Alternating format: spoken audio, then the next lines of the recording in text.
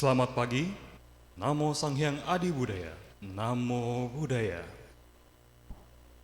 Perkenalkan, saya Jorgi dan rekan Saya Komala. kami akan memimpin puja bakti pada pagi hari ini. Dan puja bakti pada pagi hari ini akan melantunkan Parita parita Bahasa. bahasa Indonesia. Sebelumnya kami akan menjelaskan tata cara pada saat pembacaan parita menyentuh bumi. Dalam setiap bait, umat akan dipersilakan untuk bersujud pada saat mendengar bunyi genta. Kemudian setelah mendengar bunyi genta berikutnya, yaitu bunyi setengah genta, umat akan kembali dipersilakan untuk bangkit berdiri secara bersama-sama dan serentak agar ketenangan dan keharmonisan tetap terjaga. Marilah kita mempersiapkan diri untuk mengikuti puja bakti pada pagi hari ini. Kepada seluruh umat dipersilakan untuk berdiri di belakang matras dan bersikap anjali.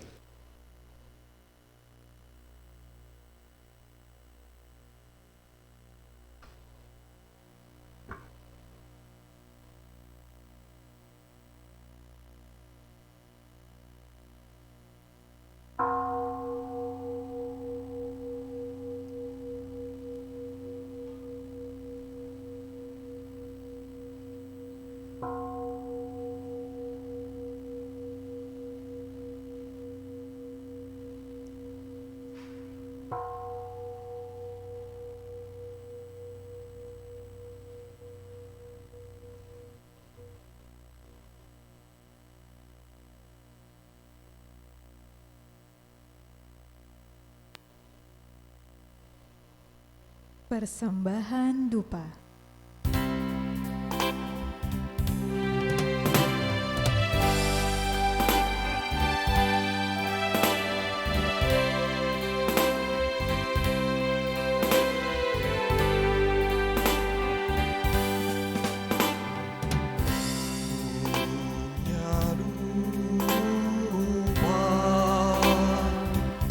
Telah mengundang bodhicitta hadir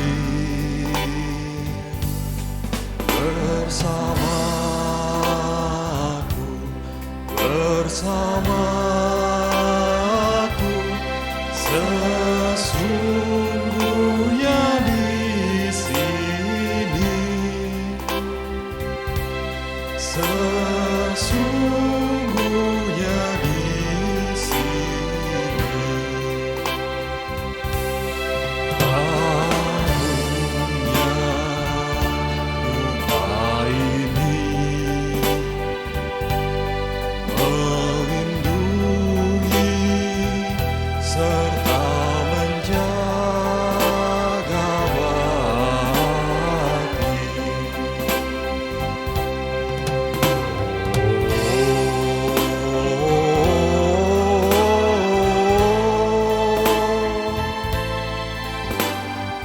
Harumnya dupa ini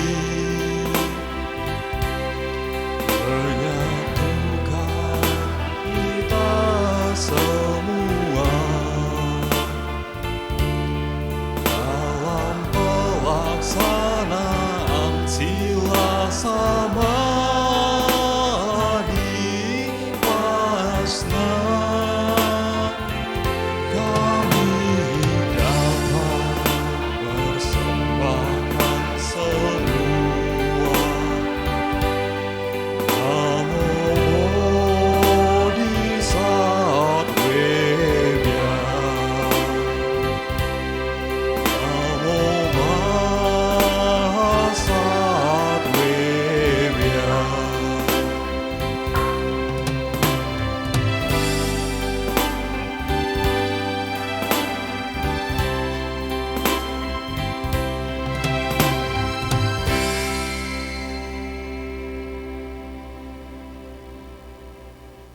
Menyentuh bumi.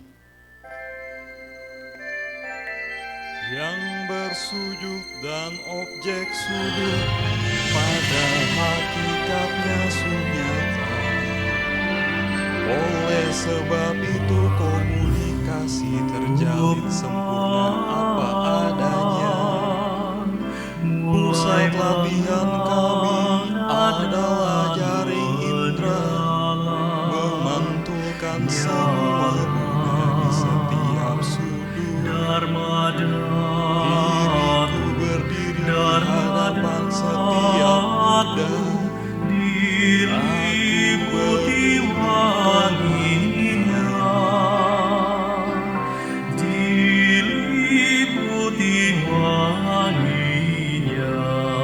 Mempersembahkan cahaya di 10 penjuru.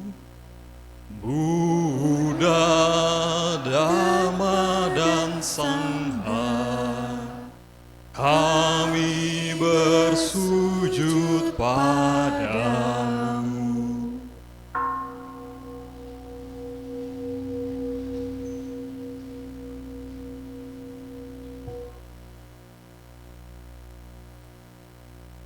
Mengajar dan hidup melalui kesadaran penuh di tengah-tengah penderitaan dan kebingungan. Buddha Sakyamuni, Dia yang telah sadar sepenuhnya, kami bersujud padamu.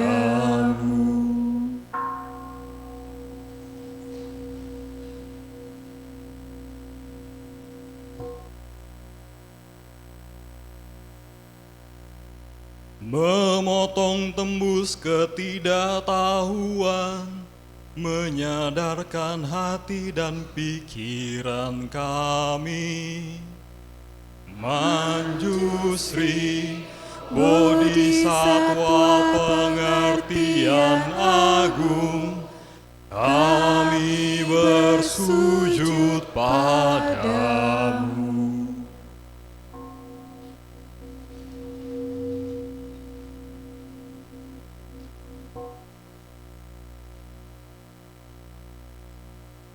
Bekerja dengan penuh kesadaran, penuh sukacita, untuk kepentingan semua makhluk hidup. Samantabhadra, Bodhisattva tindak agung, kami bersujud padamu.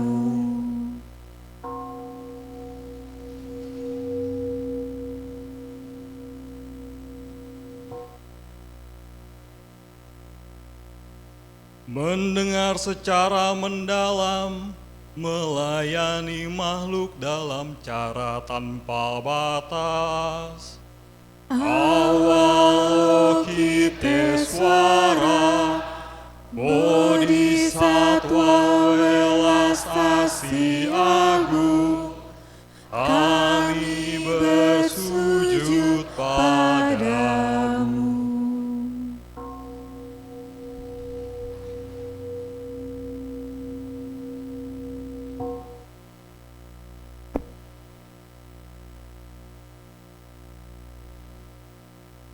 Tiada ketakutan dan tekun mengarungi alam-alam penderitaan dan kegelapan. Siti Garbha, Bodhisattva aspirasi agung, kami bersujud padamu.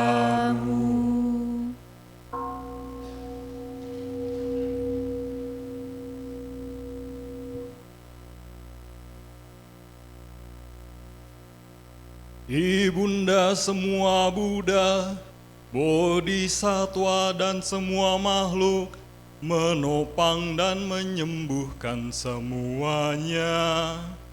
Bodhisattva Pertiwi, Ibunda Bumi, permata indah jagat raya, kami bersujud padamu.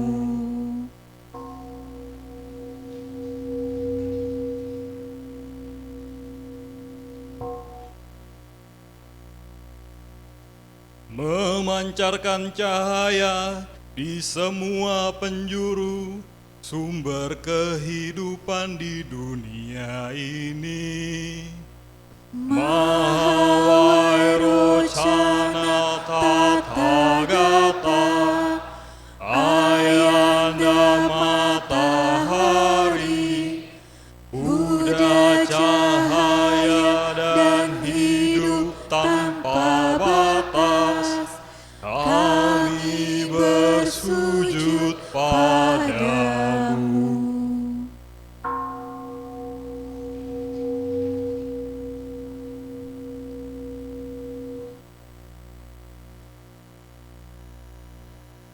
Benih kesadaran dan cinta kasih dalam anak-anak dan semua makhluk. Maitreya, Buddha yang akan datang, kami bersujud padamu.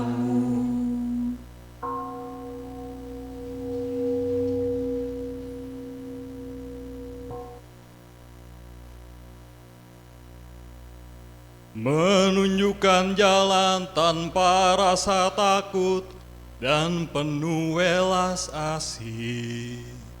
Seluruh guru silsilah leluhur spiritual, kami bersujud padamu.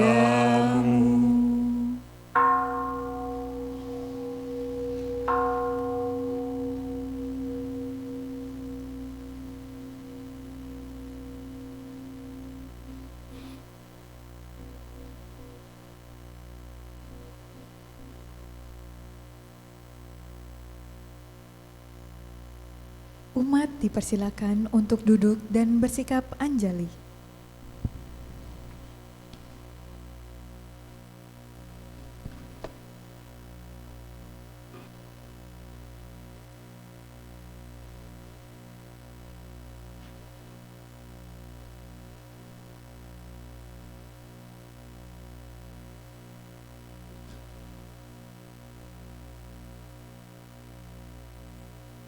Gata pembukaan. Namo Sanghyang Adi Buddhaya. Namo Sanghyang Adi Buddhaya. Namo Sanghyang Adi Buddhaya. Namo tassa bhagavato arahato sama sambuddhassa. Namo tassa bhagavato arahato sama sambuddhassa. Namo tassa bhagavato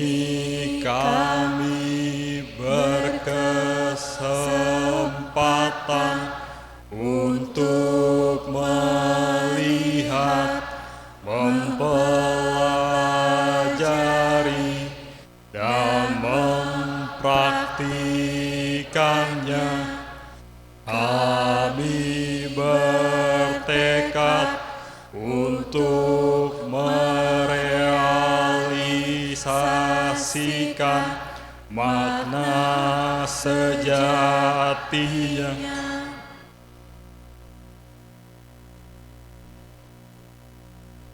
Sutra Hati Prajna Paramita. Kala Bodhisatwa Awalokita merenungkan pengertian sempurna secara mendalam, menerangi lima skanda dan menyadari itu kosong adanya setelah penembusan ini. Ia berhasil mengatasi duka. Dengarlah Sariputra, wujud adalah kekosongan dan kekosongan adalah wujud.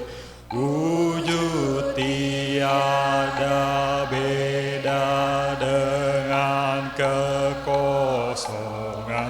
Kekosongan tiada beda dengan wujud. Demikian pula dengan perasaan, pencerapan, bentuk-bentuk pikiran dan kesadaran. Dengarlah Sariputra, semua dharma bercirikan kekosongan. Dharma tidak diciptakan, juga tidak dimusnahkan, tidak kotor juga tidak murni, tidak berkurang juga tidak bertambah.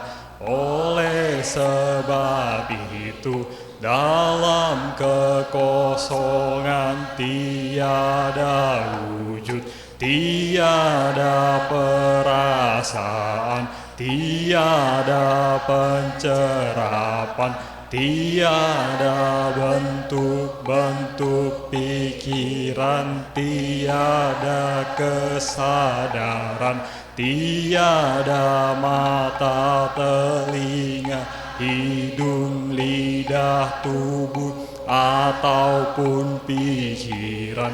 Tiada bentuk, tiada suara, tiada bau, tiada rasa, tiada objek dan tiada objek pikiran. Tiada alam berbagai elemen, dari kesadaran mata hingga kesadaran pikiran. Tiada asal mula yang saling bergantungan, serta kemusnahannya. Dari ketidaktahuan sampai kematian dan pelapukan. Tiada duka, tiada sebab duka, tiada akhir duka, dan tiada jalan untuk mengakhiri duka. Tiada pengertian, tiada pencapaian. Oleh karena tiada yang harus dicapai, para bodhisatwa yang dipenuhi pengertian sempurna, tidak menemukan rintangan untuk pikiran mereka, karena tiada rintangan mereka mengatasi ketakutan, membebaskan diri mereka selamanya dari ilusi, dan merealisasi nirwana yang sempurna. Semua Buddha masa lalu, sekarang dan masa depan, berkat pengertian sempurna ini, tiba pada pencerahan penuh yang sempurna dan universal. Oleh karena itu, perlu diketahui bahwa pengertian sempurna merupakan mantra sakti mandraguna, mantra teragung yang tiada banding, penghancur segala duka, kebenaran sejati yang tak tergoyahkan. Oleh karena itu, mantra pasna paramita sudah selayaknya diproklamasikan. Gate gate para samgate bodhiswaha. Gate gate para samgate bodhiswaha. Gate gate para samgate bodhiswaha.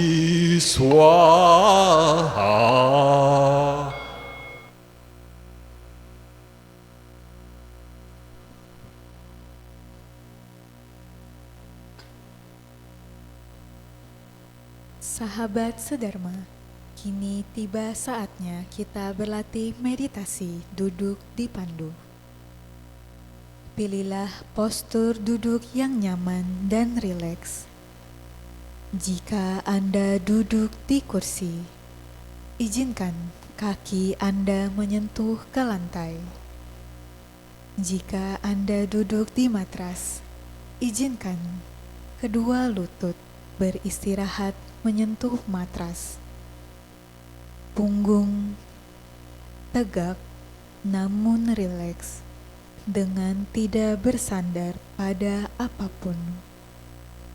Dada tidak membusung atau membungkuk. Kedua telapak tangan bisa saling bertindihan. Kedua ibu jari bisa saling bersentuhan, membentuk sebuah lingkaran kecil, dan letakkan di atas pangkuan kaki. Bahu rileks, kepala tegak. Hadirkan seluas senyuman kecil di wajah, sehingga otot-otot wajah menjadi rileks. Bawa pandangan mata turun ke bawah, atau izinkan mata terpejam.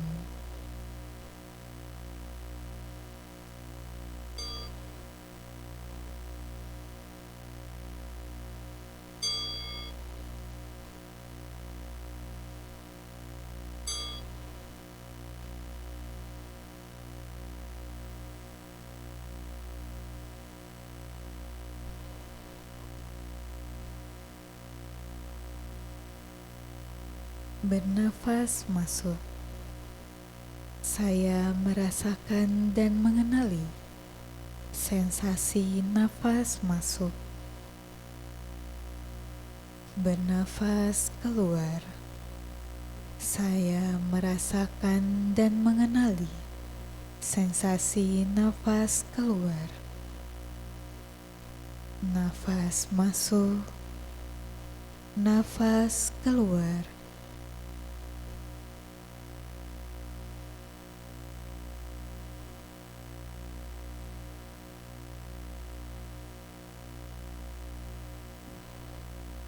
Bernafas masuk. Saya mengikuti nafas masuk dari awal hingga akhir. Bernafas keluar. Saya mengikuti nafas keluar dari awal hingga akhir. Mengikuti nafas masuk. Mengikuti nafas keluar.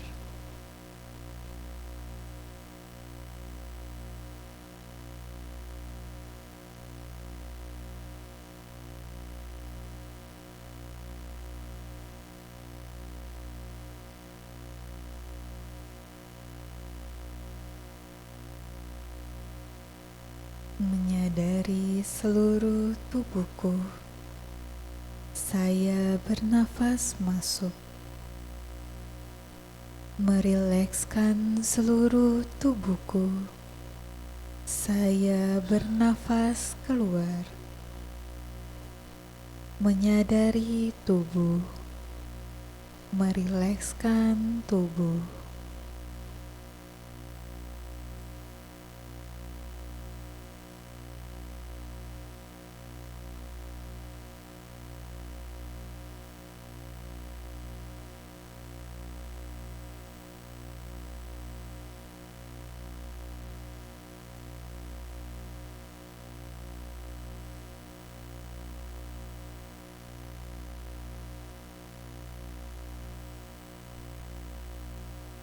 Tersenyum pada tubuhku.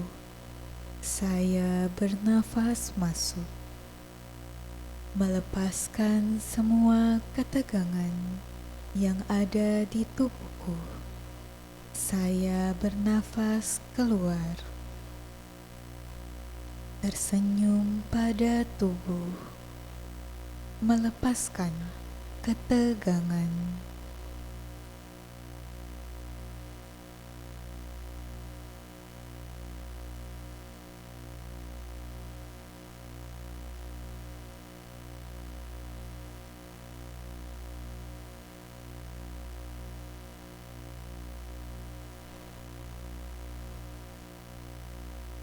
Merasakan sukacita yang saya bernafas masuk. Merasakan bahagia. Saya bernafas keluar. Merasakan sukacita. Merasakan bahagia.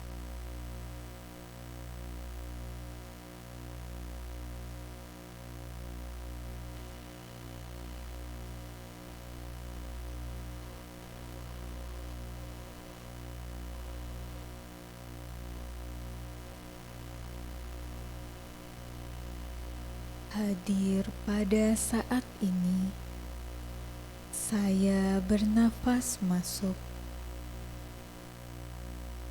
menikmati saat ini.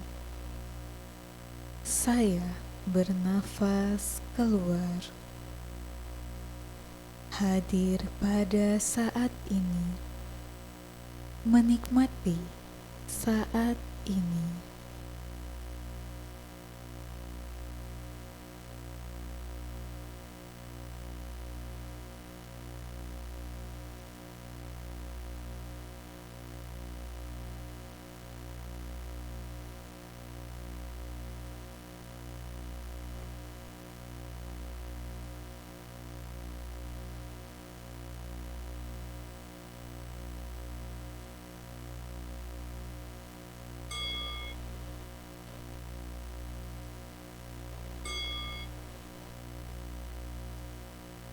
Demikianlah akhir dari sesi meditasi.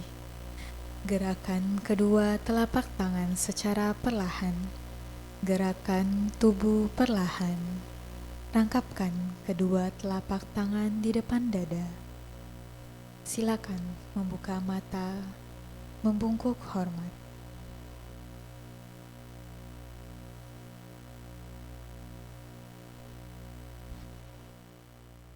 Saudara-saudari sedharma, tiba saatnya kita mendengarkan sharing Dharma yang pada hari ini akan disampaikan oleh Romo Kresno Budoyo. Sebelumnya saya akan membacakan profil singkat dari Romo Kresno Budoyo. Romo Kresno dengan nama Wisudi Katiyananda berprofesi sebagai konsultan IT dengan jabatan Ketua Lembaga Komunikasi DPP MBI 2023 hingga 2028, Duta Dharma dan Loka Palasraya, Magister STIAB Samaratungga Boyolali Ampel, dan salah satu BOD perusahaan konsultasi sistem informasi di Jakarta. Kepada Romo Kresno, kami persilahkan.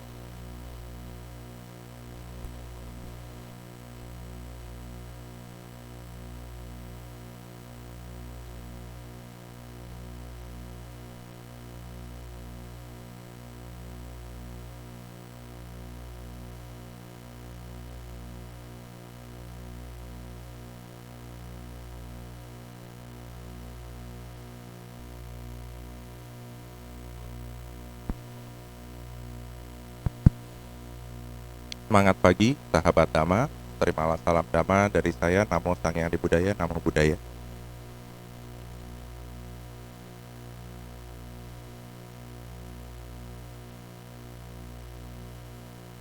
Sebelum saya memulai, topik pada pagi hari ini adalah yang dipuji oleh Buddha. Siapa yang tidak ingin dipuji oleh Buddha? Saya balik pertanyaannya. Siapa yang ingin dipuji oleh Buddha? Yakin nggak? Karena setelah ini, artinya selesai sesi sharing saya, jika Anda yang mengangkat tangan tadi yang ingin dipuji oleh Buddha, harusnya mengikuti apa yang nanti literasi yang akan saya sampaikan. Boleh masuk ke slide-nya?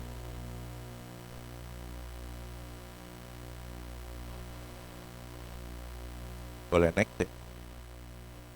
Halo, ada istri saya di atas. Masyarakat Buddha dari zaman Buddha ya, artinya bukan sekarang, ada 4, dibagi menjadi 2, 1 Pabajita, 1 Garawasa. Pabajita dibagi menjadi 2, biku dan bikuni, dan Garawasa upasaka upasika. Pertanyaan selanjutnya adalah, siapa yang belum menjadi upasaka upasika? Upasaka cowok, upasika cewek. Saya balik pertanyaan, siapa yang sudah upasaka upasika? Wah, ini lebih banyak yang gak angkat tangan. Artinya selesai dari sini harus upasaka upasika langsung terangkat. Ini yang disebut sebagai struktur masyarakat Buddha. Jadi artinya kalau yang belum upasaka upasika gimana, Rom?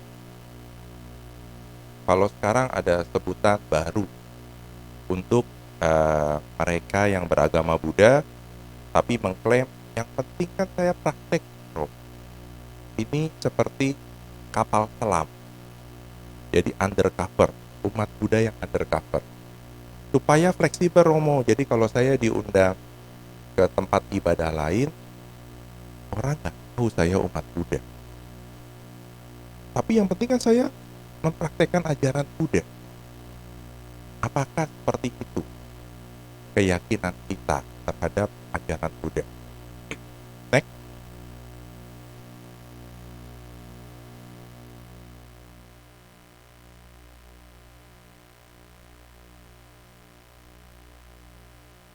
Kalau tadi gambar asli, nanti Anda akan melihat semua ilustrasi gambarnya dibuat menggunakan generative AI. Sudah kekinian sekarang. Upasaka upasika mempunyai kata, sudah berasal dari kata upasati dan upasan. Jadi bukan title. Buddha sejak pertama karena kita sudah memasuki bulan Asada, bukan sebatas cari pengikut. Siapa yang mau jadi murid saya? Nanti Anda akan terbebaskan. Seperti kita mendapatkan satu warranty, satu garansi kalau masuk menjadi murid Buddha, terselamatkan. Buddha tidak pernah menjanjikan seperti itu. Oleh karena itu kata upasaka, upasika berasal dari kata upasati, upasana. Upasati itu yang duduk dekat. Kita yang datang, kita yang membutuhkan. Dan hadir.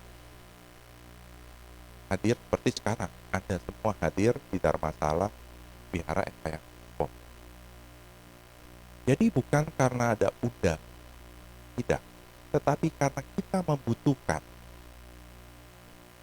Tanpa ini kita ada yang kurang. Ini dasar kata upasaka, upasika. Jadi bukan title. Mungkin ada yang sebagian tahun 80-an, tahun 90. Ini cukup ngetop di wihara. Ngetopnya apa? Semua berbondong-bondong untuk menjadi tikarana. Jadi upasaka, upasika. Ada satu tujuan yang sama. Ada yang tahu? Tujuannya apa? Dapat nama baru. Nama Buddhis. Romo juga sama tuh. Tadi disebutkan nama wisudinya adalah Katyanada. Dulu trennya hanya sebatas mendapatkan nama Budi. Jadi sebetulnya Tisarana Upasaka Upasika bukan title. Dia ada di dalam. Dan mereka yang berlindung kepada atau melaksanakan Tisarana atau Trirata atau Tirata, berlindung kepada 3 permata, Buddha, Dhamma, dan Sangha, dan jalankan 5 pilar. Ini dasar kata upasaka, upasika. Sudah jelas semua ya. Next. Ini ada yang menarik.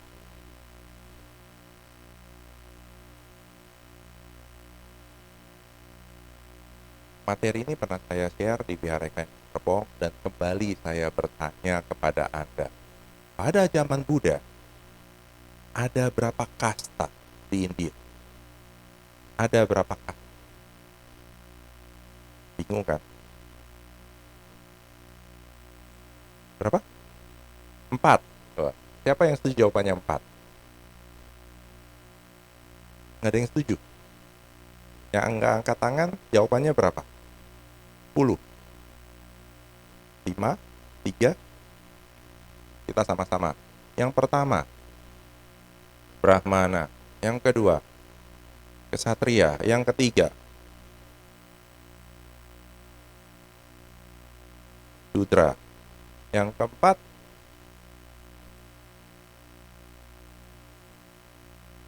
Waisya. Jadi ada, tangan saya ada berapa? Jadi yang benar ada 4 apa 5? Kalau kita membaca beritanya, kebetulan nggak ada yang bukan.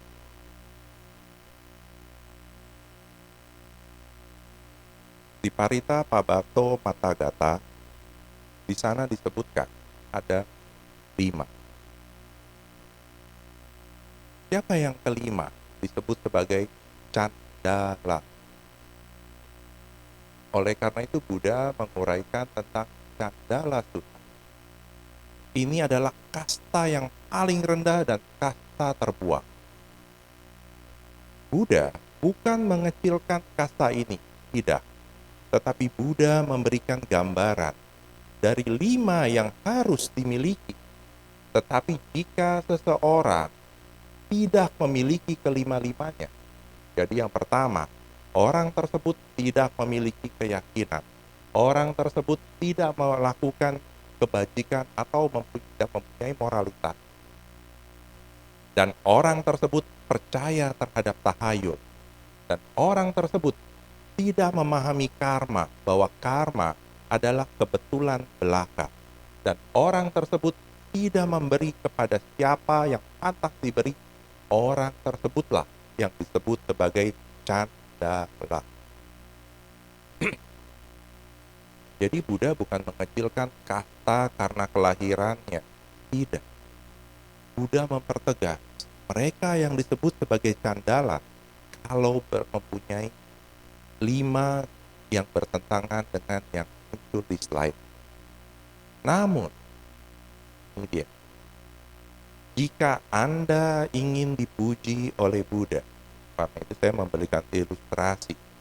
Buddha memberikan setangkai seroja. Disebutnya apa itu? Tangan seroja. Seroja itu ada yang tahu bunga apa? Seroja. Karena ini agak bingung ya. Karena ada yang satu sutta mengartikan sebagai lotus, tapi saya menerjemahkan dari bahasa Inggris itu keluarnya seroja. Tapi kalau saya artikan seroja, saya cari gambarnya adalah gambar seperti lotus. Karena saya tahunya seroja baru, itu rumah makan Kwetiao. Jika kita memiliki 5 yang disebutkan di sini, memiliki keyakinan terhadap apa? Nanti dulu, bukan agama, bukan ya. Karena pada zaman Buddha belum ada dukcapil, jadi bukan masalah agama, tetapi masalah keyakinan. Mereka yang percaya terhadap proses hukum karma, mereka yang melakukan mempelajari tentang silakan, mereka yang mempelajari hak kesucian mulia, mereka yang melakukan atau mempelajari jalan utama berwas 8, itu yang disebut memiliki keyakinan. Dan seperti tadi kata upasaka upasika yang melaksanakan 5 sila, memiliki moralitas. Yang ketiga, tidak percaya terhadap tahayul. Tahayul apa tuh Romo? Wah, kalau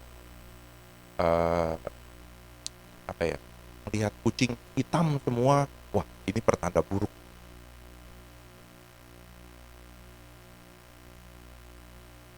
Jadi banyak menggunakan cocok logi, dikait-kaitkan.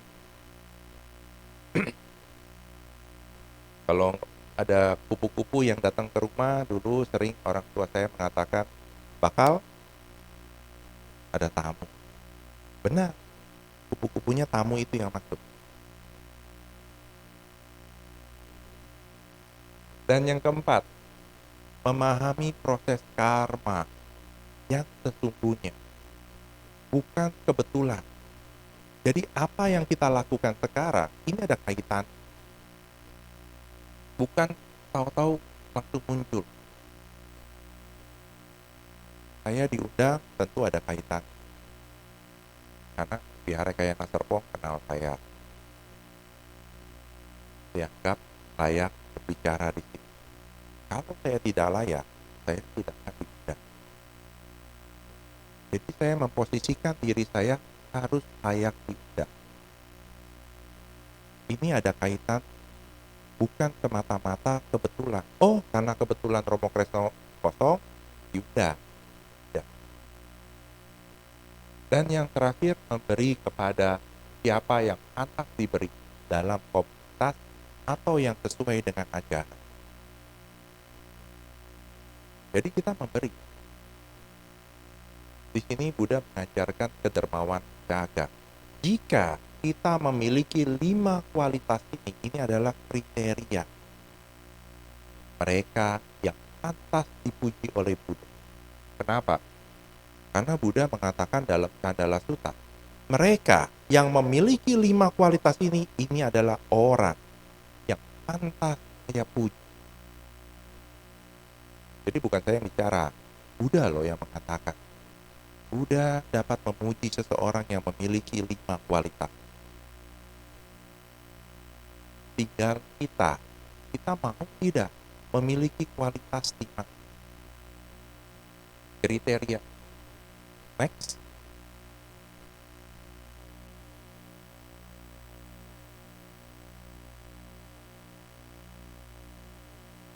Ini salah satu kriteria yang terkadang menjadi perdebatan. Perdebatan bagi mereka yang sedang melaksanakan kegiatan ekonomi atau bekerja. Ini salah satu kriteria selain tadi yang dipuji, bagaimana melakukan kegiatan sosial ekonomi. Jadi menghindari 5 macam perdagangan atau usaha. Jadi saya perlu sebutkan dulu bahwa dari usahanya tidak berdagang senjata atau alat senjata. Alat yang dijadikan sebagai senjata. Dan tidak berdagang makhluk hidup. Tidak berdagang daging, tidak berdagang minuman yang memabukkan, dan tidak berdagang racun. Kemudian nanti sebelum Anda bertanya, saya memberikan pertanyaan yang saya akan jawab sendiri. Romo, kalau saya punya toko kelontong, jualan baygon, red, hit, nomor 5. Boleh gak? Romo, saya jualannya pisau dapur. Romo, saya punya pet shop. Dan saya breeder.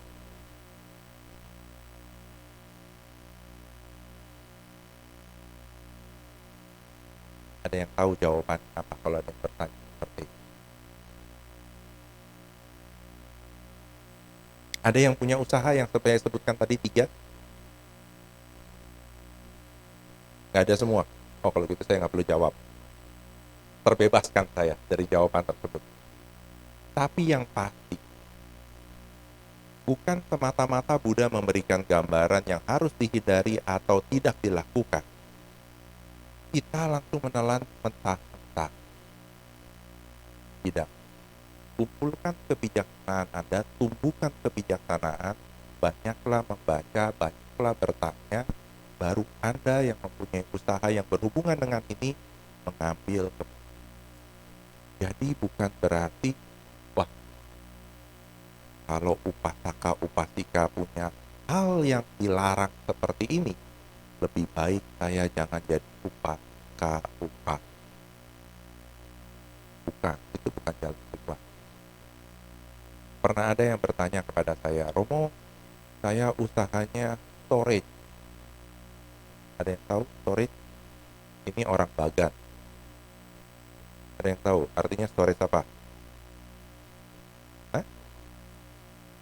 Hah? Itu dia. Hasil laut. Bertentangan nggak saya? Saya masih bisa nggak mempraktekkan ajaran Buddha? Saya bilang bisa. Anda jangan ketika baca ini langsung takut. Tidak. Tapi munculkan tekad. Kenapa Anda berusaha ini? Kalau memang ada opsi lain, usahakan pindah. Tapi kalau belum, lakukan yang terbaik. Jangan karena melihat ini, wah, saya nggak cocok beragama Buddha. Buddha memberikan gambaran seperti ini. Ini ada ibarat. Ibarat kita diberikan pengetahuan. Sekarang mungkin banyak pertanyaan di kita. Kok penyakit makin banyak rupanya? Rupa-rupa. Di Jepang, seminggu lalu ada bakteri yang makan daging.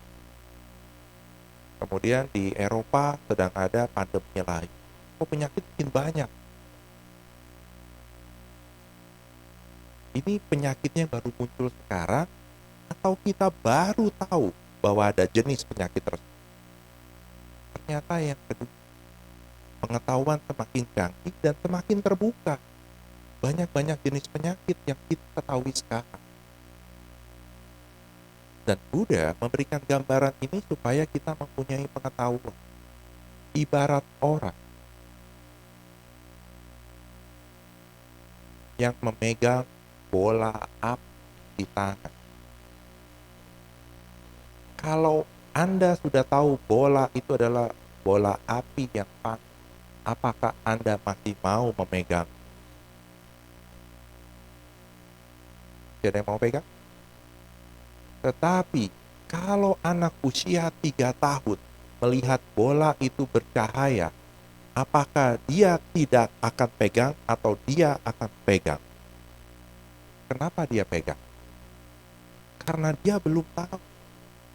Nah, jadi Buddha ini memberitahu dulu, kalau nanti kita bisa melakukan yang terbaik, kita hindar. Ini gambaran. Jadi bukan karena dikasih ini langsung ada kita menghindar. Next.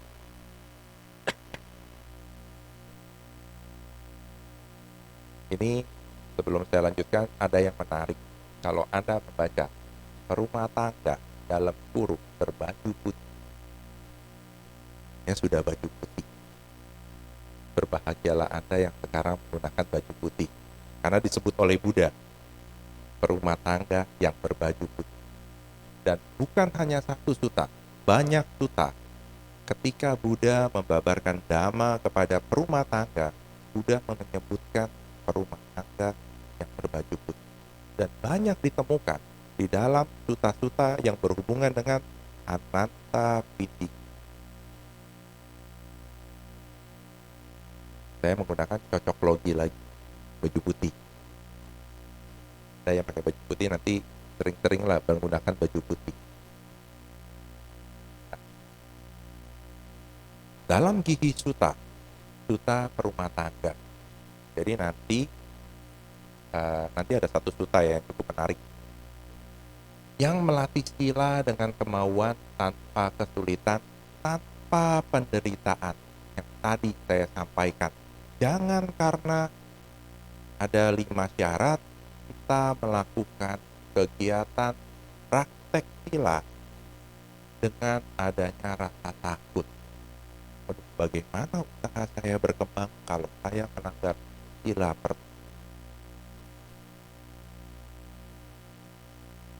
Yang tadi ada yang pernah bertanya saya tentang storage tadi, dia menyimpan hasil laut. Ini melanggar apa tidak sila pertama? Dan yang kedua, akan terhindar dari 4 alam yang menyedihkan.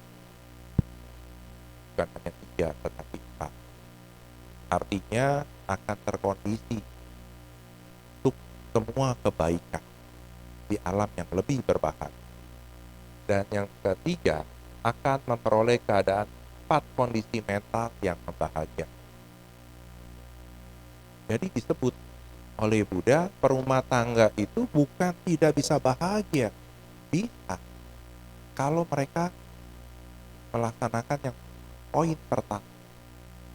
Tidak ada ketakutan dan ada kemauan. Dan bukan karena keterpaksaan. Oh, orang tua saya yang mengajak saya ke wihara, jadi saya ikut aja. Tidak. Tetapi munculkan kenapa kita harus datang. Tanpa dengan kemauan, tanpa kesulitan, tanpa penderitaan. Jadi kita tidak menderita. Kalau ini yang bisa dilakukan, tadi, ini adalah kebahagiaan sebagai perumah tangga. Jadi menjadi seorang upasaka, upasika, dapat menunjang kebahagiaan sebagai perumah tangga. Romo, ekonomi perlu gak? Perlu.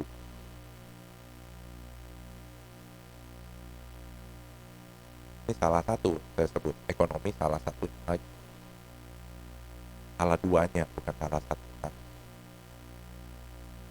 Tapi yang pasti, kalau kita melihat slide yang pertama, ada 4 struktur masyarakat Buddhis, upasaka, upasika.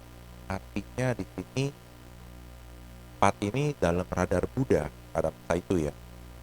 Bahwa Buddha memperhatikan mereka ini harus ada kebahagiaan.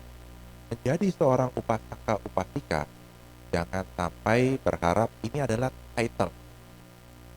Contoh, saya disebut sebagai upasaka pandita. Pandita hanya dikenal di Indonesia.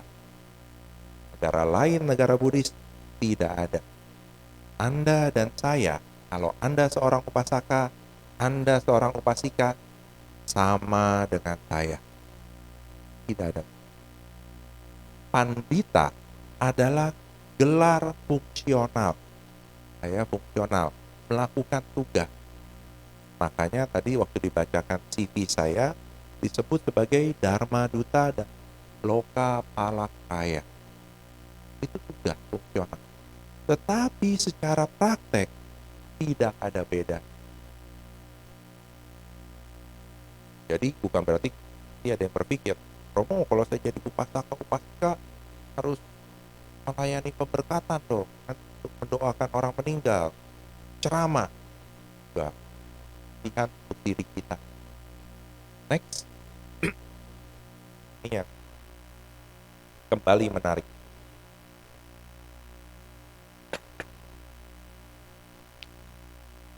Dalam Gihis Sutta disebutkan 4 kondisi yang membahagiakan. 4 kondisi itu apa? Ini terdapat di dalam Dutiya Mahanama Sutta. Berkah dari keyakinan terhadap Buddha, Dhamma, Sangha, dan melaksanakan sila. Gampang dihafalkan. Berkah dari keyakinan terhadap Buddha, Dhamma, Sangha, dan melaksanakan sila.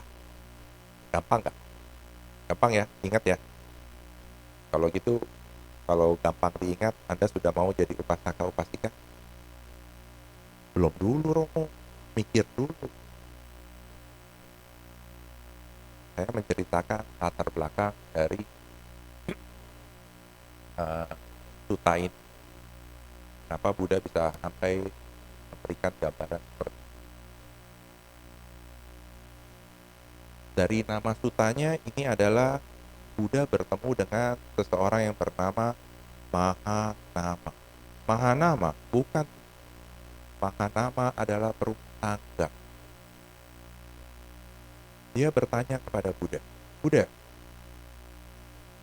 jika saya berlatih praktek di dalam tiratan, melaksanakan 5 sila, namun saya sebagai perumah tangga, saya bertemu dengan banyak orang, saya melakukan kegiatan ekonomi, saya melakukan hal-hal yang lain yang tidak berhubungan dengan praktek saya, dan pada saat itu saya meninggal. Apakah saya akan terkondisi untuk sesuatu yang baik atau bahagia?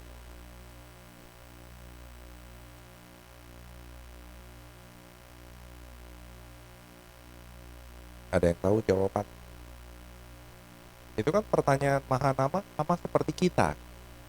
Pertanyaan itu akan muncul di kepala kita.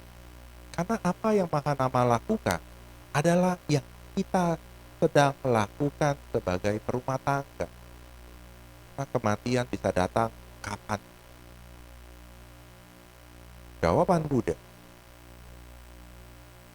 selama latih kamu membawa keyakinan terhadap Buddha, Dhamma, Sangha, dan kamu berlatih sila,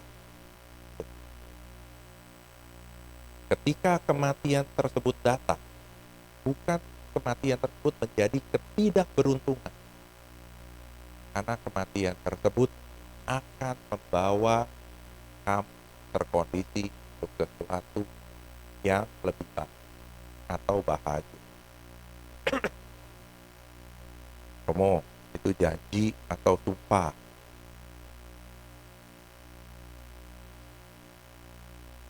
Saya mengulangi ketika kita semua sedang meminta tuntunan Tikarana dan Pancasila kepada anggota Sangha. Setelah semua selesai, anggota Sangha akan mengucapkan kalimat seperti Imani Pancasila Padani Silena Sugating Yanti Silena Boga Sampada Silena Nibuting Yanti Tasma Silang Besto Baik. Yang artinya dengan pelaksanaan sila akan terkondisi untuk alam yang lebih baik atau sesuatu yang membahagiakan. Suga ting diartikan harafiah surga.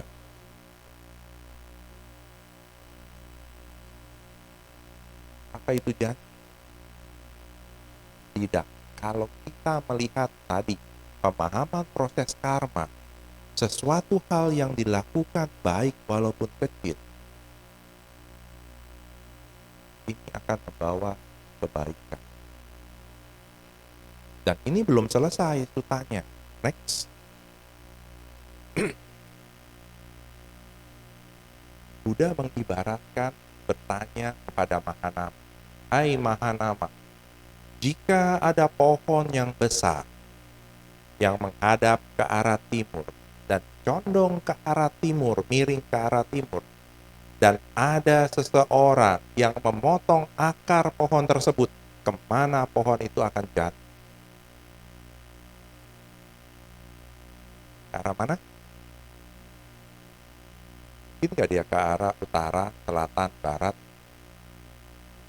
Pohonnya besar." Mahanama menjawab, pasti akan jatuh sesuai dengan arah pohon itu menghadap. Latihan sila, keyakinan terhadap Buddha, Dhamma, dan Sangha sama seperti pohon yang besar itu. Semakin kita menumbuhkan keyakinan, semakin kita seperti pohon yang menghadap ke arah timur.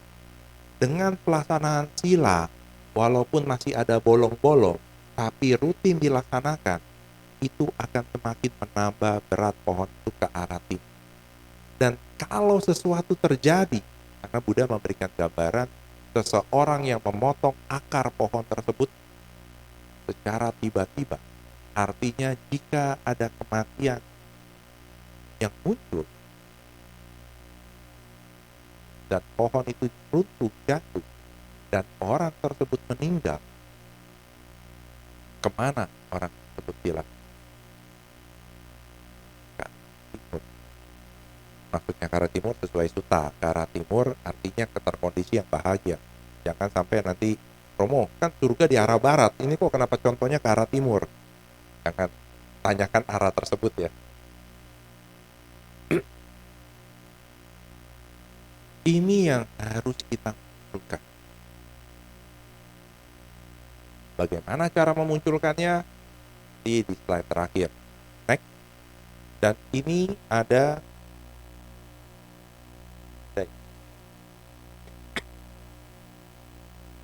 10 kebajikan upasaka upasika yang perlu dilakukan.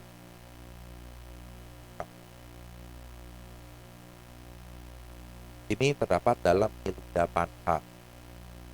Dia berbagi suka dan duka di dalam komunitas. Anda sudah berada di komunitas Ara Ekayana Serpong. Anda harus dapat berbagi suka dan duka. Jangan berbagi duka saja, suka juga. Kalau saya sering katakan kepada kawan-kawan saya bahwa salah satu pengeluaran ekonomi yang perlu dilakukan, karena sebenarnya adalah mentraktir sahabat. Siapa yang mau menjadi sahabat saya? Nggak ada yang mau? Jadi nanti bisa Anda yang mentraktir saya atau saya mentraktir Anda. Karena di sutta ada. Dan yang kedua, memprioritaskan dharma. Dharma di sini artinya kalau ada kesempatan, dharma ini adalah pengetahuan.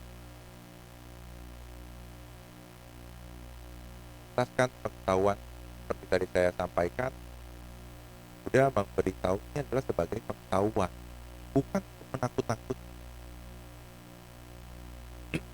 Dan yang ketiga, gemar berdana sesuai dengan kemampuan.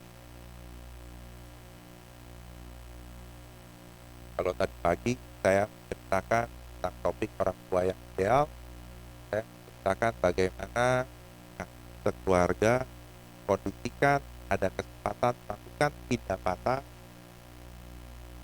kemudian memberi makan siang kepada mereka yang sedang berlatih. Babaja Samanera sementara, istri saya bekerja keras, menyiapkan dengan kedua tangan. Saya bagiannya kecil, potong sedikit, saya yang olah.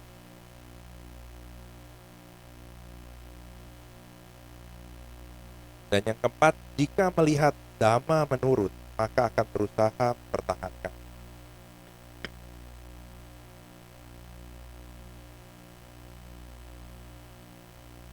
Romo, memang Dhamma menurun.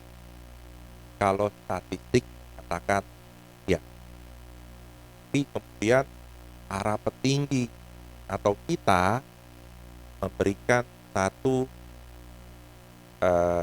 pembenaran supaya tidak merasa minder. Kan yang penting kualitas nomor 2. Statistik kan bicaranya kuantitas. Maaf ya,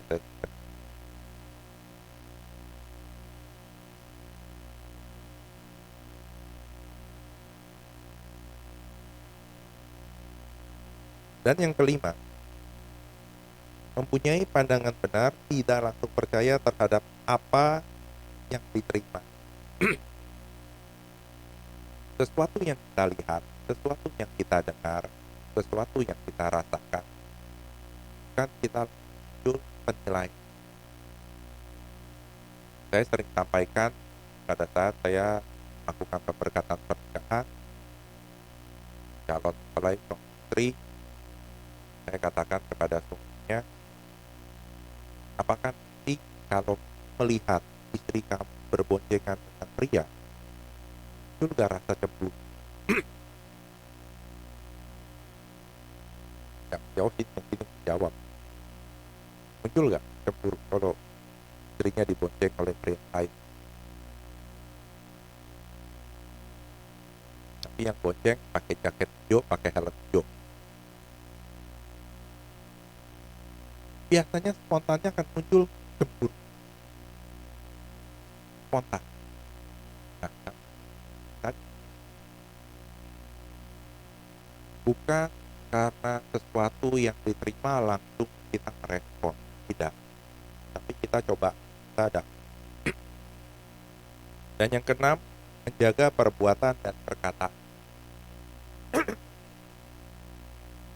Kemarin saya sahabat di lapas 2A Tangerang dan Bogor, biasa ada yang kancing. Maksudnya, mereka semua di penjara, tolong belikan sesuatu yang dapat menghibur. Saya bilang saya bukan penghibur, tetapi saya berikan tentang apa yang sebaiknya dilakukan selama mereka di sana. Saya mengajarkan mereka membaca Parta sama Pani. Ulang, dicari, atau disebut sebagai wisuda. Ini duplikat saya bisa berikan seperti apa, Bu. Di sana adalah pernyataan maaf yang diperbuat dari ucapan, perbuatan, dan ini jadi sama. Yang ketujuh, mengasihi dan menghargai perdamaian dan kerukunan. Kita jaga. Jangan karena ada satu pihak kemudian kita komporin, wah ini memang begini loh. Tidak. Tapi menjaga bagaimana kerukunan dapat terjaga dalam satu komunitas Vihara Ekanya Karpo. Dan yang kedelapan, tidak mudah cemburu atau iri. Ini bukan tentang pasangan, tetapi iri terhadap hal prioritas yang diberikan. Misalkan saya dapat minum, saya belum dapat minum, bukan tidak loh, belum dapat. Karena saya kan berbicara di depan. Jadi jangan sampai loh, kok romonya dikasih minum, kami nggak dikasih minum. Itu cemburu yang maksud. Dan yang kesembilan, tidak hidup dengan kemunafikan.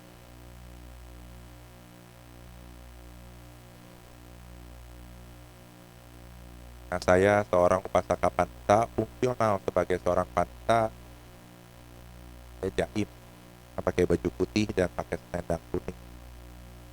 Nah, beberapa saya lontarkan jokes ya, karena memang saya biasanya suka bercanda. Dan yang ke-10 atau yang terakhir, berlindung kepada Buddha, Dhamma, dan Sangha. Ini udah mandatori. Karena kalau kita tidak berlindung kepada Buddha, Dhamma, dan Sangha, kemana?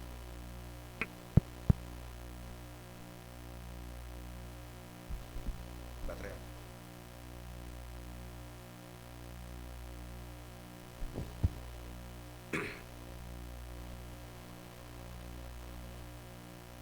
Dan muncul, wah ini suaranya lebih bagus nih. Kenapa nggak dari tadi? Suara saya merdu ya. Benar gak Sob? Dan muncul satu pertanyaan bagi kita semua. Romo, kalau tadi di dalam Duttiya Mahanama Sutta yang diibaratkan seperti pohon yang menghadap ke arah timur, timur kemana ya? Saya belum tahu timur. Bagaimana kita memunculkan tekad tersebut? Tekad. Supaya dalam setiap kehidupan, bukan hanya di kehidupan sekarang, saya bisa tetap mengenal Buddha, Dhamma, dan Sangha.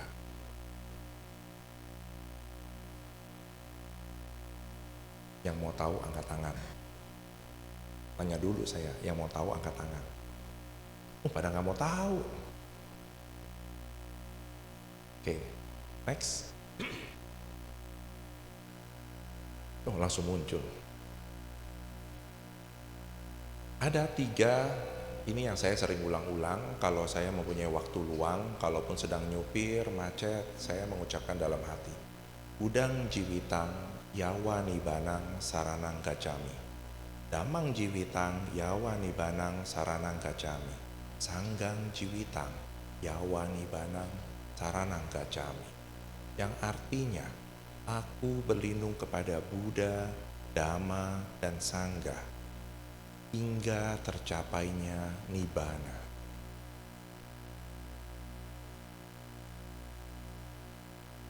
Romo bikin sendiri syair ini? Enggak. Syair ini terdapat dalam Buddha Nusati, Dhamma Nusati, Sangha Nusati. Tapi biasanya kita baca syair yang di depan. Kalau Anda melanjutkan ke syair yang berikutnya, Anda akan menemukan 3 kalimat ini. Nah, ini yang akan dapat menghapus keraguan-raguan kita. Ini yang dapat membantu tekad kita agar kita tetap mengenal Buddha, Dhamma, dan Sangha. Menjadi seorang upasaka upasika adalah satu langkah kita agar arah kita tetap ke arah timur seperti cerita dalam Mahanama Sutta. Menumbuhkan keyakinan terhadap Buddha, Dhamma, dan Sangha itu satu langkah lagi. Melaksanakan sila satu langkah lagi yang semakin mendekati atau mendekatkan diri kita terhadap tujuan akhir kita, yaitu apa? Nibbana. Tapi kalaupun Nibbana belum tercapai, walaupun jarang ada yang mengatakan Buddha tidak ada waranti, Buddha tidak ada garansi, tapi Anda sering mendengarkan Silena sugating yanti. Tapi ada syaratnya, laksanakanlah 5 sila. Itu akan mengurangi keraguan-raguan kita melaksanakan sila. Akan menambah keyakinan kita, dimanapun kita dilahirkan adalah untuk kondisi yang lebih baik. Bukan hanya kelahiran. Saya membicarakannya adalah kondisi sekarang. Di bawah ada buku yang berjudul Nibbana dalam Kehidupan Sehari-hari. Ini surga Anda langsung rasakan dalam kehidupan sehari-hari. Kalau sudah seperti ini, siapa yang masih ragu menjadi upasaka, upasika? Saya balik, siapa yang tidak ragu menjadi seorang upasaka, upasika?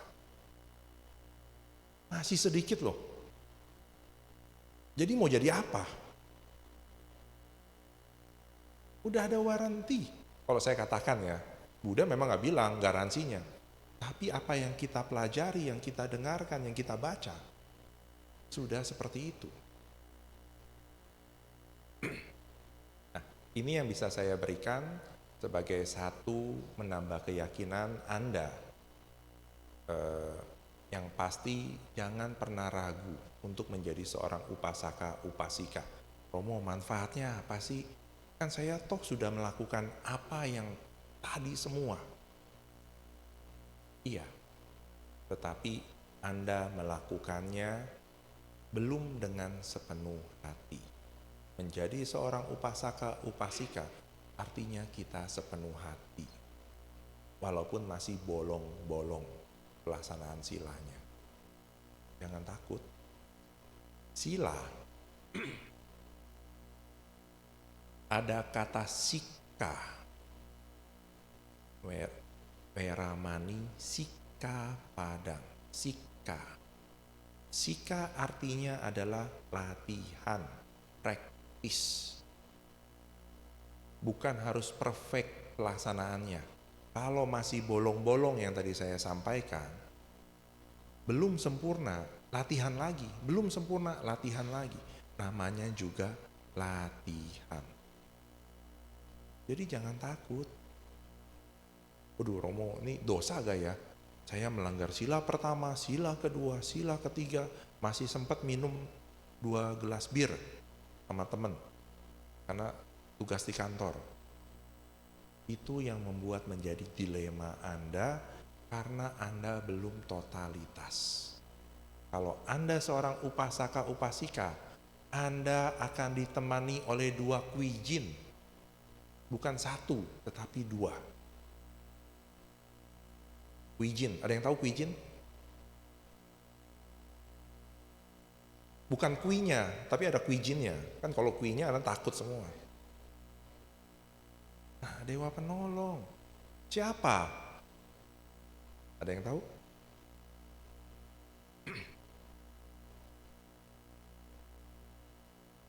Disebut dalam agama Buddha bukan kwijin, disebutnya sebagai Dhamma Lokapala yang menjaga dunia. Siapa mereka? Iri dan otapa. Iri, malu untuk berbuat sesuatu yang kurang baik. Otapa, takut akan hasil perbuatan yang kurang baik tersebut.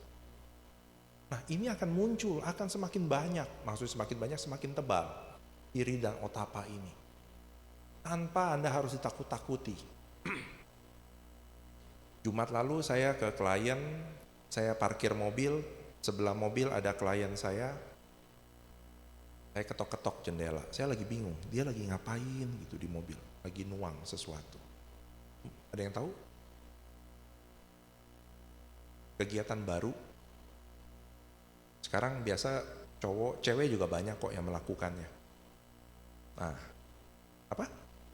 Nah tuh, tahu. Vape. Kawan saya ini 2 tahun lalu kena serangan jantung di kantor. Dan sudah tidak merokok, tapi vape. Saya bilang bedanya apa? Ini tembakau, ini kimia. Nah, kamu tinggal tunggu waktu aja, saya bilang. Kalau itu saya ngomong belak-belakan karena lumayan deket ya. Habis nggak bisa langsung crash, berhenti merokok. Saya bilang, bro, ketika hidup kita tinggal 1 langkah sudah melihat dunia lain,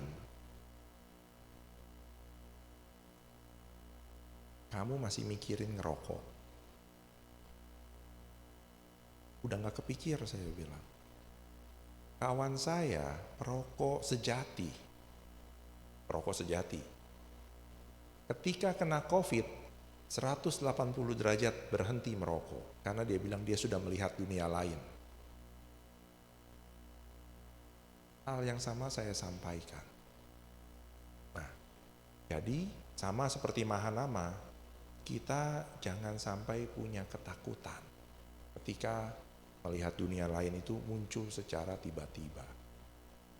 Ini yang bisa saya sampaikan, semoga membantu dan menambah daftar peserta upasaka, upasika yang akan dilaksanakan minggu depan minggu depan di Wihara Ekayana Serpong. Saya bukan mengikuti sponsor ya, kebetulan topiknya sama dan tadi saya diberitahu. Terima kasih dan jika ada pertanyaan saya persilakan.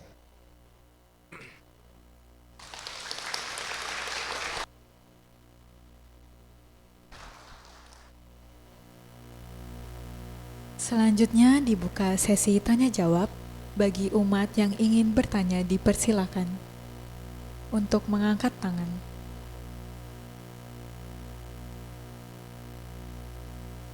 Ada di depan. Yang saya paling depan kelihatan, kalau di atas saya nggak kelihatan bagian belakang. Terima kasih Swastihotu, Romo Kresna. Swastihotu. Terima kasih atas pembabaran damannya, menarik sekali. Tadi ada satu slide kita bicaranya tentang ini, Romo ya, mengenai menghindari berdagang, salah satunya berdagang daging, kemudian juga melakukan menjual makhluk hidup. Saya kepikiran sih Romo, kalau misalkan dalam kondisi kita ada sajian daging di depan kita, yang itu juga memang permintaan kita. Kalau saya mau flashback ke belakang, prosesnya kan sebetulnya berarti ada satu profesi penjagalan hewan, di mana itu tentunya akan memiliki dampak karma buruk ya untuk yang melakukan pembunuhan, menjagal hewan. Lalu kan proses distribusinya daging tersebut akan dikirim kepada supplier atau pedagang. Nah di sini pun tadi kalau kita lihat kan bagaimana caranya kita berusaha menghindari berdagang daging.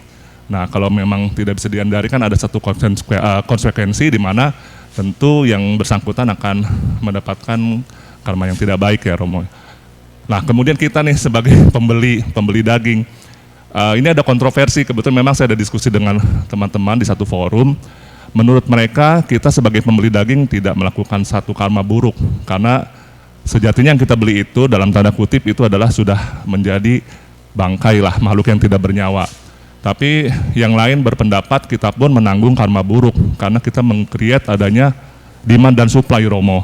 Karena kita butuh daging, maka ada pedagang daging. Adanya pedagang daging, maka adanya penjagalan. Jadi kepikiran juga sih. Nah, sampai akhirnya di situ mereka mengarahkan ya solusinya jadi vegetarian. Bagaimana menurut Romo? Terima kasih.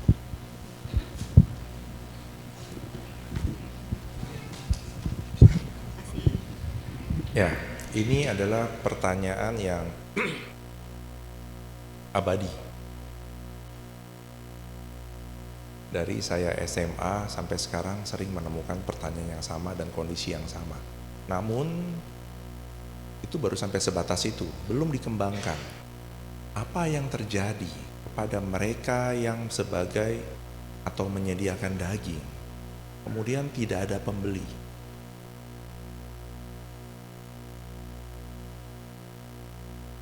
Dari tidak ada pembeli, kemudian artinya hewan-hewan tersebut tidak dipotong. Ini kita open mind dulu ya, bukan berarti saya membenarkan salah satu, tidak. Saya memberikan gambaran. Dan ada yang di pertengahan mereka yang menerima daging untuk dijual. Kalau tidak ada yang beli, mereka akan menghasilkan atau tidak? Kalau mereka tidak menghasilkan ekonomi yang baik untuk keluarganya, dan kemudian seandainya untuk bertahan hidup mereka melakukan perbuatan yang kurang bijaksana sebagai pencuri, perampok, penjamret,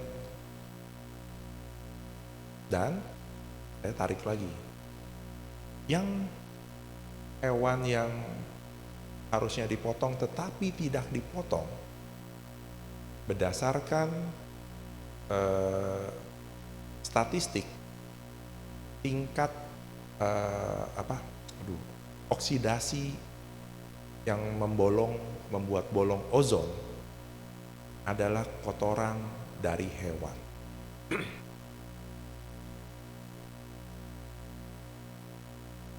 Kalau jumlah hewannya tidak berkurang, artinya ozon itu akan lebih cepat bolong.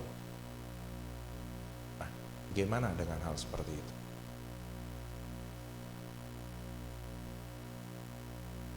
Kita berpikirnya jauh ya. Tadi kan berpikir sampai sini, saya tarik lagi ke belakang. Hal yang sama pernah terjadi kepada Mahakasapa. Mahakasapa, ada yang kenal Mahakasapa? Belum kenal? Saya ajak kenalan. Mahakasapa adalah salah satu murid Buddha yang penerimaan beliau sebagai anggota sangga hanya beliau yang paling unik dan tidak terulang kepada murid Buddha yang lainnya. Jika murid Buddha yang lainnya adalah dengan kata ehi biku, kemarilah biku, makanya mereka menjadi anggota sangga. Tapi tidak demikian dengan Mahakasapa. Mahakasapa menerima wisudinya sebagai seorang anggota sangga adalah dengan menerima jubah dari Buddha secara langsung. Ini keunikan penerimaan atau pentasbihan Mahakasapa sebagai murid Buddha. Nah, artinya apa? Mahakasapa ini sebetulnya murid yang paling utama. Namun, beliau pernah ditegur oleh Buddha. Tegurnya bukan, marah-marah, enggak. Mahakasapa selesai bermeditasi, beliau menggunakan kekuatan gaibnya, abinya, untuk memantau dunia dan melihat siapa yang perlu ditolong. Baik gak perbuatan tersebut? Baik atau enggak? Baik kan? Tetapi Buddha dengan kekuatan gaibnya pun muncul di hadapan Mahakasapa dan istilah saya adalah menegur.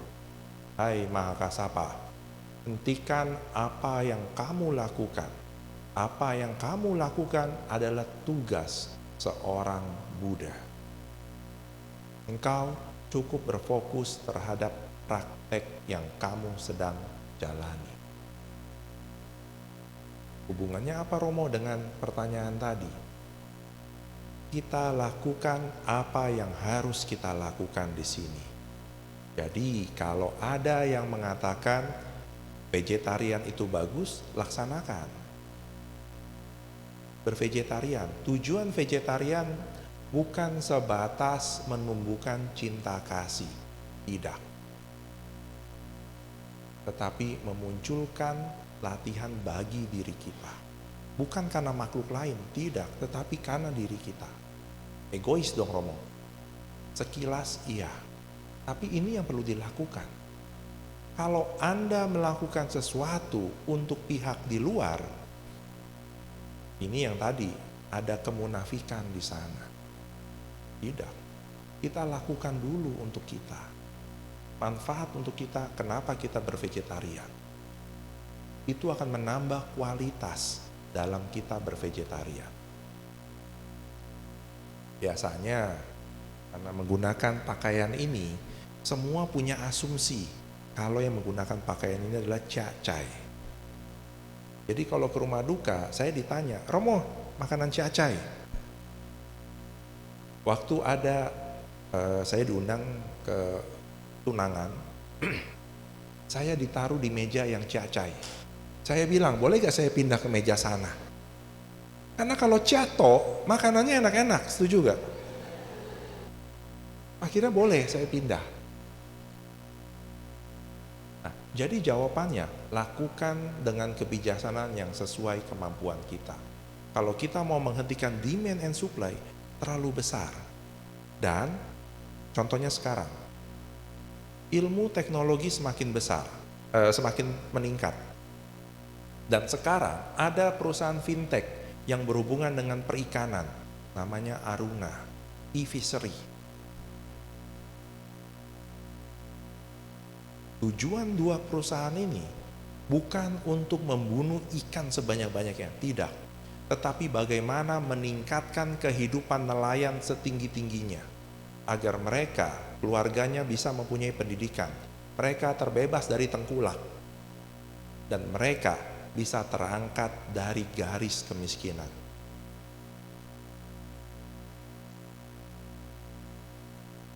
Nah, ini jadi berbeda kalau kita melihat satu titik ada yang dikorbankan, memang akan kelihatan seperti itu, demand supply segala macam. Tetapi kalau tadi saya tarik dengan adanya hal yang lain, nah, kita ngambil satu garis seperti Buddha mengingatkan Maha Kasapa, lakukan yang bisa kita lakukan.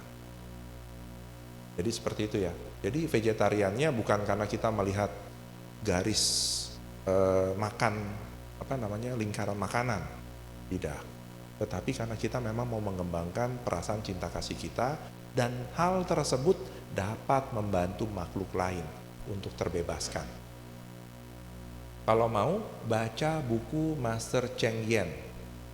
Aduh, saya lupa nama judul bukunya. Bukunya warna abu-abu. Saya membaca buku tersebut dan hasilnya cukup baik. Hampir 3-4 bulan saya tidak bisa makan ikan atau daging yang berbentuk. Jadi seakan-akan ikannya lagi ngeliatin saya, eye to eye. Jadi takut mau makan. Waduh, nih dia kayak seakan-akan ikannya lagi bicara gitu. Kamu mau makan saya ya? Wah, takut jadi saya mau makan. Nah, itu dahsyatnya message yang dituliskan dalam buku Master Cheng Yen. Itu bisa merubah mindset saya. Nah, itu bisa dilakukan. Jadi sementara jawabannya itu mungkin belum menjawab semua, tapi semoga dengan gambaran ini dapat membawa satu insight bahwa ada satu titik, kita jangan melihat titik kemari, tapi titik yang kita punya, kemampuan kebijaksanaan kita. Terima kasih.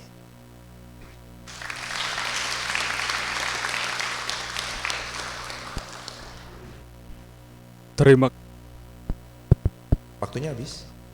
Habis ya? Cuma satu pertanyaan. Terima kasih kepada umat yang telah bertanya.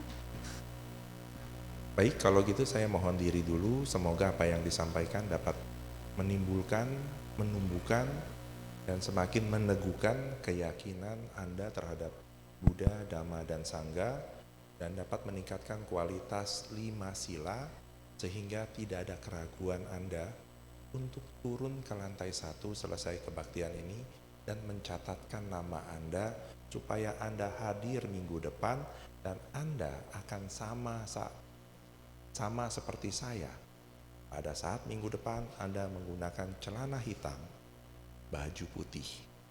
Pada saat itu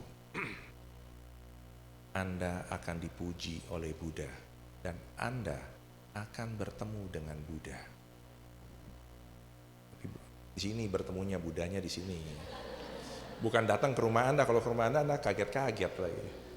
Baik, terima kasih. Semoga semua makhluk berbahagia. Sabe sata bawantu sukitata. Sadu, sadu, sadu. Terimalah salam Dhamma dari saya. Namo Sangyang Adi Budaya. Namo Buddhaya. Namo Buddhaya.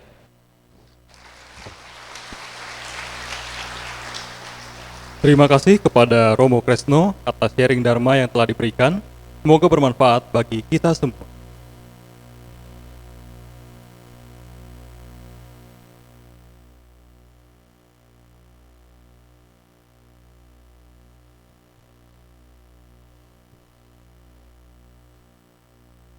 Kini marilah kita melakukan kebajikan dengan berdana untuk kepentingan Dharma Seraya, menyanyikan lagu Dana Paramita.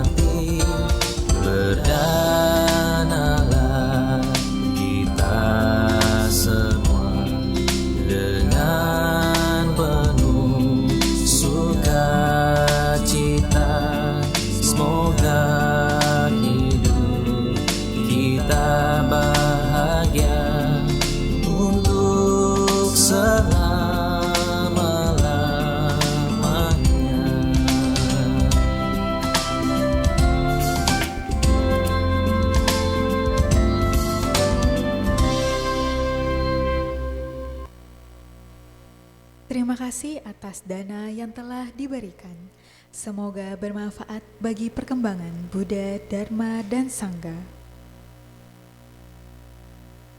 Selanjutnya, kita akan mendengarkan persembahan lagu yang akan dibawakan oleh tim kesenian. Kepada Olinda Renata dari tim kesenian, kami persilakan.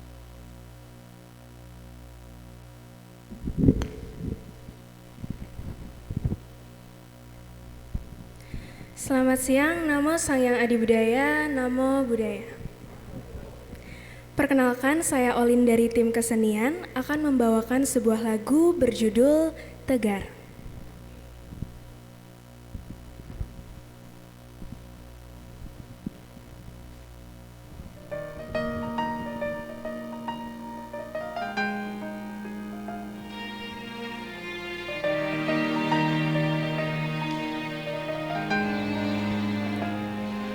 Hidupku kadang bahagia, kadang duka datang menerpa jejak langkahku.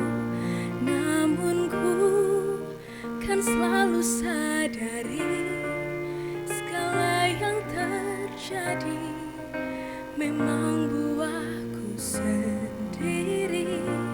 Biar ku hapus keraguan, hapus kebimbangan yang hentikan mimpi-mimpi.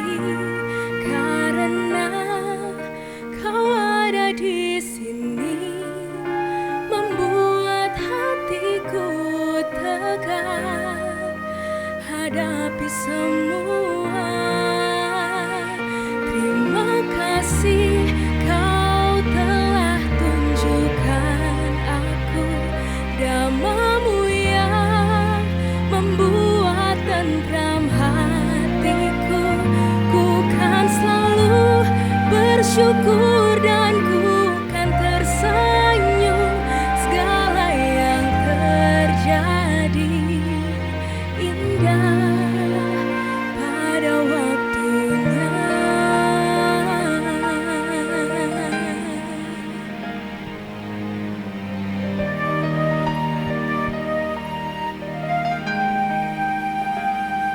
Karena kau ada di sini, membuat hatiku tegar hadapi semua. Terima kasih kau telah tunjukkan aku dhammamu yang membuat tentram hatiku. Ku kan selalu bersyukur dan ku kan tersenyum segala yang terjadi indah pada waktunya. Dan takkan pernah ku menyerah untuk terus menggapai bahagia.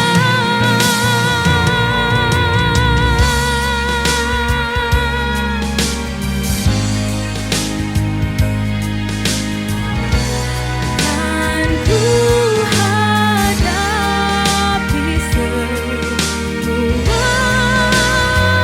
Terima kasih kau telah tunjukkan aku dhammamu yang membuat tentram hatiku. Ku kan selalu bersyukur dan ku kan tersenyum segala yang terjadi indah, segala yang terjadi indah pada waktunya.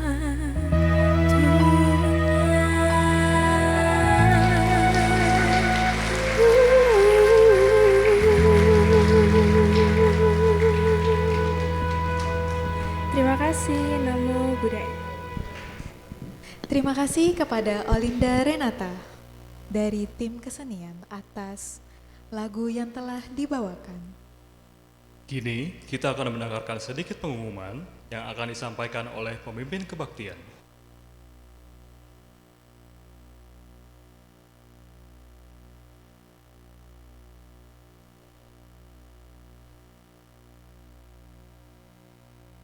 Bertepatan dengan Hari Asada pada hari Minggu 21 Juli 2024, Wihara Ekayana Serpong akan mengadakan upacara wisudi Trisarana dan Upasaka Upasika yang akan dipimpin oleh anggota Sangha mulai pukul 13.30 hingga 15.30. Untuk peserta wisudi, wajib ikut pembekalan wisudi yang kedua minggu depan pada tanggal 14 Juli di Kebaktian Umum Wihara Ekayana Serpong.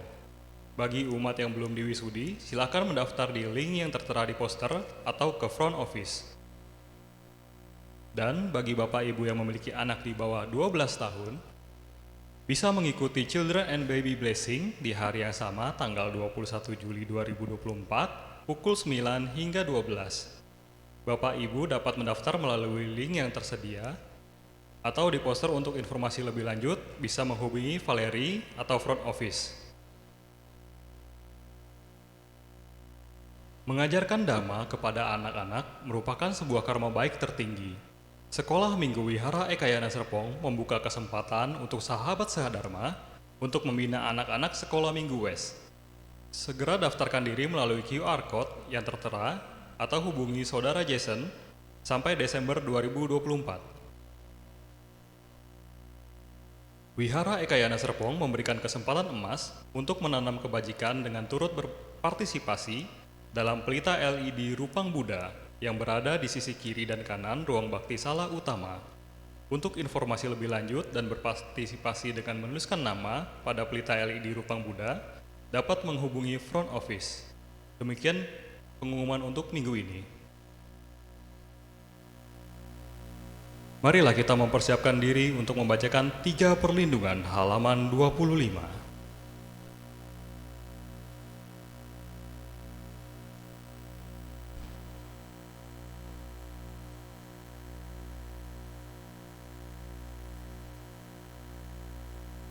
Tiga perlindungan. Aku berlindung kepada Buddha yang menunjukkan kepadaku jalan dalam kehidupan ini.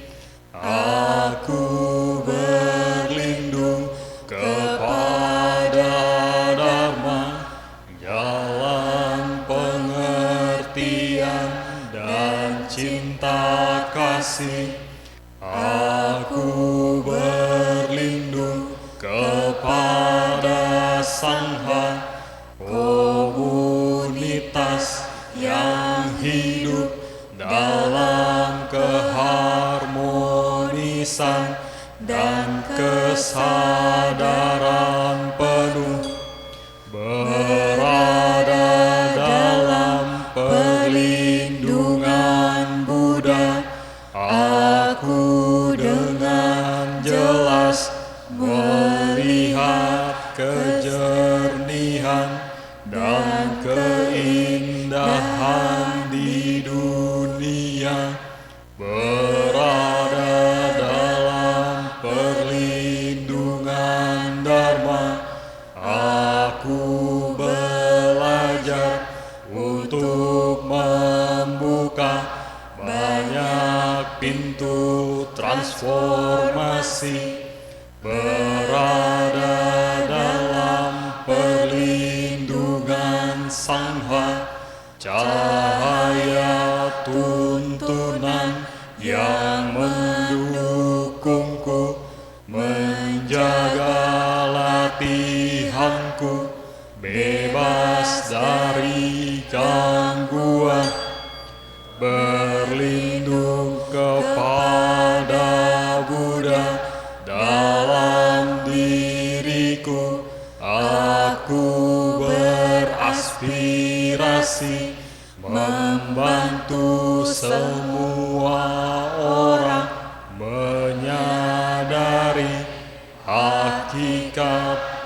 pencerahan sejati dirinya sendiri untuk merealisasi bodhicitta, berlindung kepada Dhamma dalam diriku.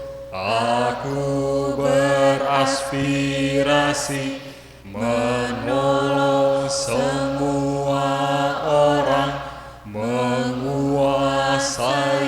cara latihan dengan baik, dan melangkah bersama di jalan pembebasan, berlindung kepada Sangha dalam diriku. Aku beraspirasi menolong semua orang, membangun 4 komunitas untuk merangkul semua orang dan mendukung transformasinya. Marilah kita melimpahkan jasa kebajikan yang telah kita peroleh pada hari ini dengan menyanyikan gata pelimpahan jasa. Umat berdiri dan bersikap anjali.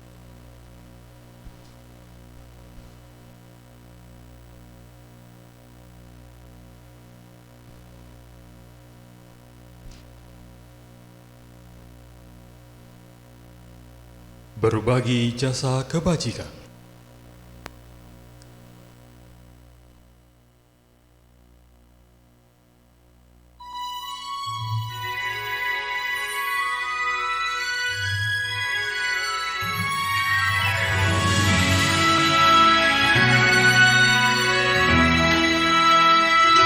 Semoga jasa kebajikan memperindah tanah suci, para Buddha membalas sempat budi besar dan menolong mereka di tiga alam sengsara. Semoga mereka yang mendekatkan damai ini semua bertekad membangkitkan kemudian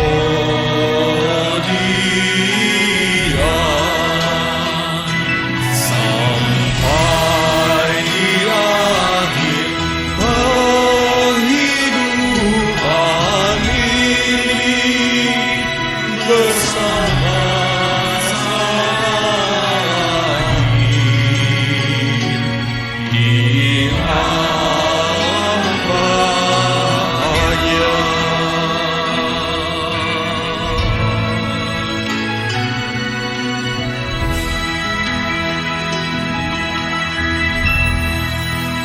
Sabe sata volantu sukitata. Semoga semua makhluk hidup berbahagia. Sadu, sadu, sadu. Puja bakti selesai.